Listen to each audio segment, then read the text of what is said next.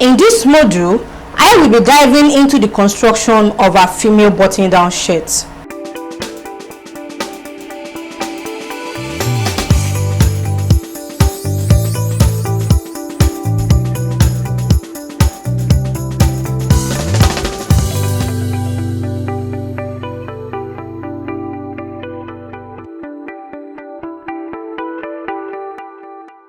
Here I have my fabrics laid on my pattern table, as you can see, and I folded this into two. This is the wrong side of my fabrics, while this part is the right side of my fabrics. And don't forget, the first step is to study the pattern you have on your fabrics so that you will know how to position your pattern on your fabrics. So firstly, I will be cutting out the front panel.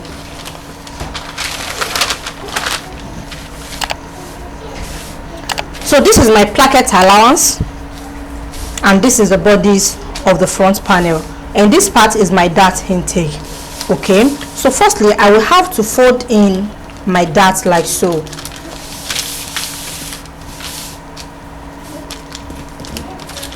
So after folding my dart, I have the side seam broken, as you can see. Before cutting out your fabrics, make sure you fix the broken point you have by the side of your pattern, or preferably you can fix this before cutting out your pattern. So which means before cutting out your pattern, you will have folded your dart intake like so. So you can see what I have. I folded this, and when you are folding, your folding must come from the lower part of your pattern, not from the upper part, because when I was adding the dart intake allowance, I added it on the hemline of my pattern. So for this reason, the folding is not coming like so, it is coming from the lower parts to the upper parts.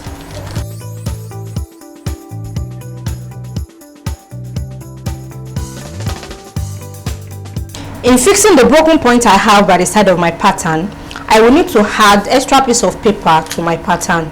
So you don't need to go through all these steps. Just make sure you fix the broken point before cutting out your pattern. After folding your dart, then you will add your seam allowance and cut your dart out. So by the time you cut out your pattern, you will see the dart leg on your pattern, but because it skipped my mind, I did not do this, so that is why I will have to fix this part before cutting out my fabrics. So I will be joining a piece of paper together with my pattern, so after which I will fix the broken point, then cut out my pattern again. So guys, now I have my broken point fixed, so I can open up my darts and cut out my fabrics. When you are cutting out your fabrics, your dart must be opened, it must not be closed. So you will only close your dart when you wanted to fix your broken point. So now I have this fixed. As you can see the shape I have now is different from the one I had earlier. Now I have my fabrics folded into two, as I said earlier. So I will just open up my pattern like so, place it on my fabrics, then cut it out. But because of the pattern I have on my fabrics, I will not be cutting my pattern like so. So you can either cut your pattern like this or use the second method I'm about to show you right now. I have two designs on my fabrics.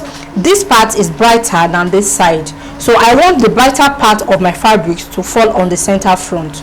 But if I place my pattern like so, if I open it up, this brighter side is going to be on the placket, and the placket will be folded inward. So I want this part to fall on the placket side, while I want this part to fall on the bodice side. So that is why I will be using the second method in cutting out my fabrics. So what I'm doing now is to cut out my placket. So I'm cutting on the center front line, so I'm separating my placket from the bodice.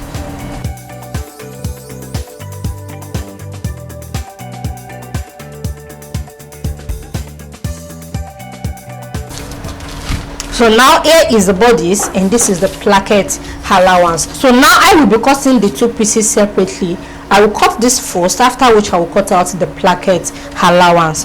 So because I've separated the placket from the bodice, I will need half of an inch of seam allowance on the center front, which I will be using in joining the two together. And when I'm cutting the placket as well, I will be adding extra half of an inch on this part as well. So these two are going together after cutting. So I will place my pattern like so, and I will leave half of an inch on the folded side. I have all my seam allowances added, so I don't need to add any seam allowance anymore on my placket. And as you can see the hemline of my shirt, you can see the shaping I have. I made this part go inward while this part came outward. Just as I said when I was drafting the pattern, you can give the lower part of your shirt any shape of your choice. So this is a shape I eventually gave to the lower part of the shirt. So this is a little bit different from the one I showed you in the first module of this course. So the difference is I made the side seam of the pattern go inward than this. So this is going inward while this came outward, and on this pattern I have something like an S shape.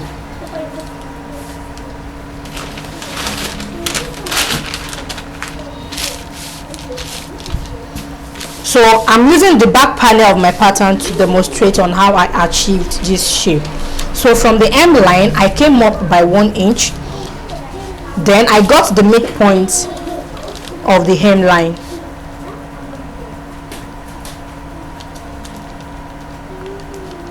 So which is here. Then from the 1 inch point I position my ruler in an opposite direction. So instead of having it like so, then I position it this way. So the curvy part of my ruler is facing upward on this part, while the curvy part of my ruler is facing downward on the center front side.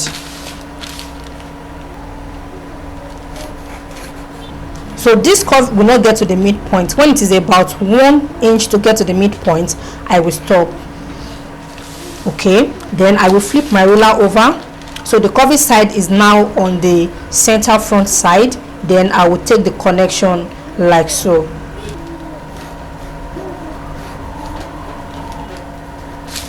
So you can see what I have here. So this is coming inward while this will come outward. So that was how I arrived at this shape. So I will be applying the same shaping on the back panel as well, but this is optional. You can leave the back panel of your shirt on the straight line, even the front panel. So it is not necessary. If you don't want to have a shape, if you don't want to shape the lower part of your shirt, you can leave it on a straight line. Now I'm shaping the back panel the same way I shaped the front panel. So I will put this aside and I will continue with the cutting of the front panel. So guys, now I have my pattern pinned together with my fabrics. This is the bodice and this is the placket. I have my seam allowance of half of an inch added on the center front, and I added half of an inch on the center front of the placket as well. So now I will be cutting out my front panel.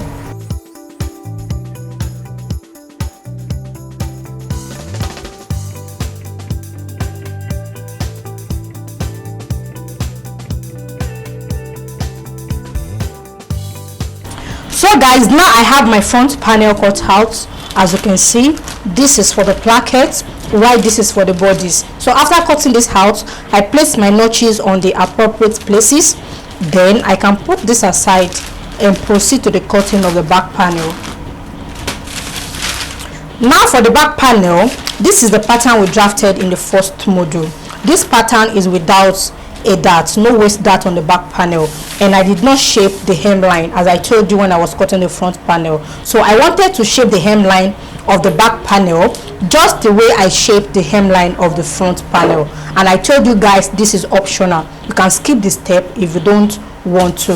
So I decided to add a dart to my shirt because of the fabrics. It is a cotton fabrics. Okay, so I'm adding a dart to the back panel. I added 1 inch on the waist dart. Then I extended this upwards 1 inch below the chest level, in case you want a dart on your shirt as well. So this is what I did. I inserted the bust span measurement I'm working with to this point, and I added my dart intake of 1 inch. Okay, then on the chest level I have my bust span point connected on a straight line to the waist level. Then I took this downward by 1 inch. Then from the 1 inch point I connected downward to the waist level. On the empire level, I returned the dart intake I have there back to the side, and the 1 inch dart intake on the waistline I returned it back to the side as well, and I reconnected the side seam. Then on the lower part of my pattern, from the shirt length point, I measured 3 inches upward. Then I connected the dart I have on the waist to the 3 inches point. So now I have a dart on my back panel. So before cutting out the back panel, so I'll put this aside and I'm working with this. Then I've shaped the hemline as I said as well. So before cutting out the back panel, I will have to separate the upper part from the lower part. So this has to be divided into 2 because the shirt is going to be with a back yoke. So I will cut out a certain amount from the upper part, which is going to serve as the back yoke.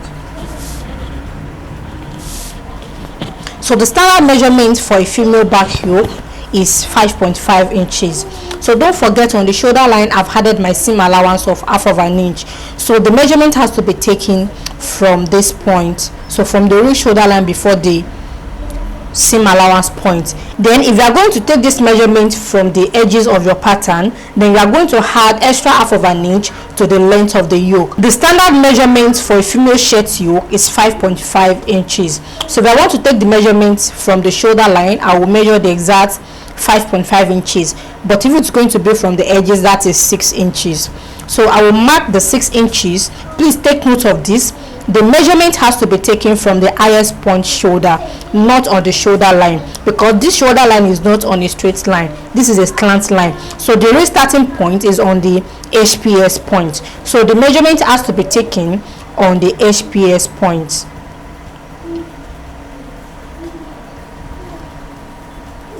Then I will mark this out. Then I will make it a perfect straight line. So with the help of the straight lines I have on my ruler, I will make the straight line align with the center back line. So with this, I will have a perfect straight line. Then I will draw a straight line like so.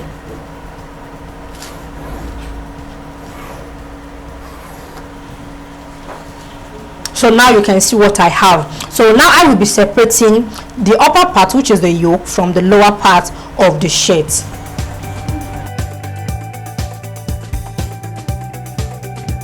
So now I will be cutting the 2 pieces separately. I will cut this separately and I will cut this separately. Meanwhile, when you are ready to cut yours, make sure you have the same allowance for the upper part. So because after separating a pattern, before joining it back, you need extra seam allowance. So you need to add your seam allowance of 1/2 inch on the back yoke and on the lower parts of your back panel. So I will cut out this separately and I will cut this out separately as well.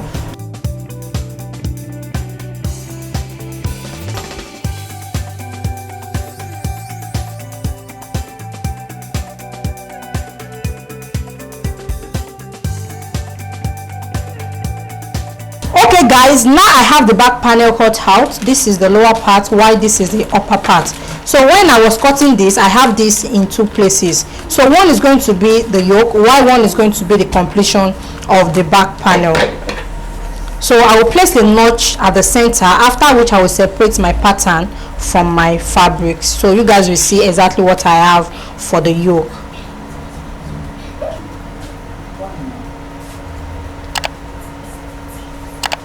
So I will notch this at the upper part and at the lower part.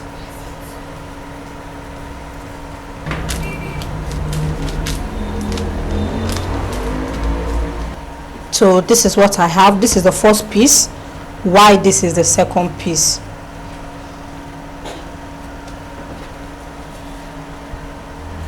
So one of this is going to be the yoke, while the second one will be the completion. So the upper part of the back panel. So when we get to the construction level, you'll get to understand better. So guys, now I have all my patterns cut out. I've cut out the front panel, the placket, the back panel, and the yoke. So the next step is to start the construction proper.